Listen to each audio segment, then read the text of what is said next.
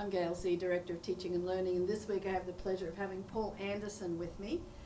Paul is a science consultant. He's known as the Science Guy from YouTube, and Paul has come in to us from Bozeman, Montana. Right. So this week, Paul, do you want to tell us what you've been doing while you've been here with us at ASD? Yeah, you bet. So I've been working with all levels, so K-12 on science, and so it was all around the next generation science standards, and so it varied what we were doing. I guess to summarize, I taught some model lessons at each level, so middle, high, and elementary. I'm about to go teach some first graders right now. But then we dug a little bit into the standards, so the next generation science standards, try to unpack those and put them in more manageable chunks and kind of learning performances that can get to that point. And so it's been great. It's my first time to ASD, and it's been wonderful. You have great teachers, and it seems like a really lush professional learning environment.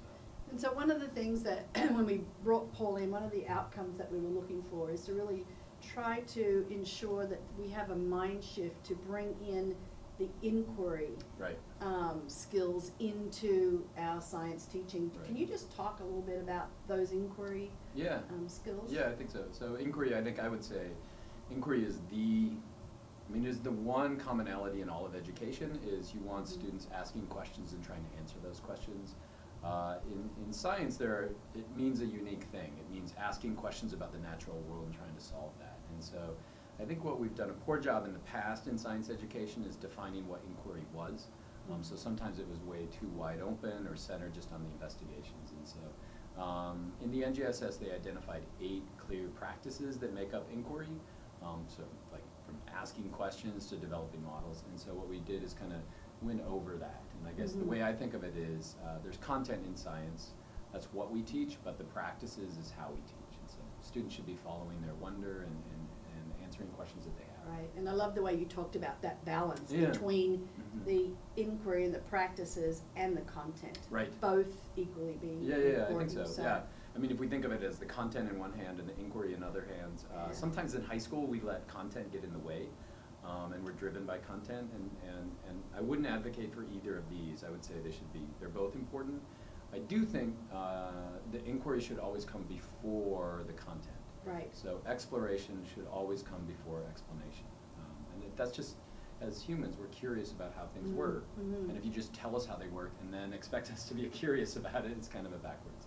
So one of the things also, Paul, I wanted to point out was Paul has a wonderful set of YouTube videos to support student learning, and it's been great, especially being over in the high school. We've had high school students saying, I know you're the guy on YouTube, and taking selfies with Paul. So parents, if you're interested in having a look at what Paul has in his YouTube videos, they're wonderful, and your students are really using them.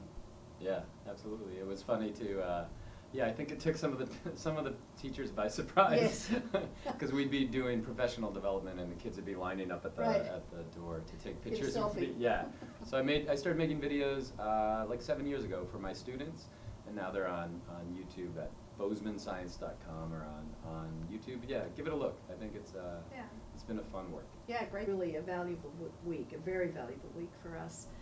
So I want you to have a look at, following on from AlChat, some of the work that Paul has been doing. He's been doing embedded work, giving demonstration lessons, and then debriefing with teachers after that. And that's the best way for teachers to learn. So you're going to have a look at a little bit of that as well. Thank you, Paul, for being here. You bet. Thanks for having me. I have a question. Yes. When you've opened your tube and you reconnect, how do you ensure that the magnets reconnect? So when you can reconnect, it tilts the tube a little bit, and it kind of like pushes the string in. Unless they're both reconnected here. But if you're moving it back and forth, like you can wobble, you don't see any. It doesn't feel like there's.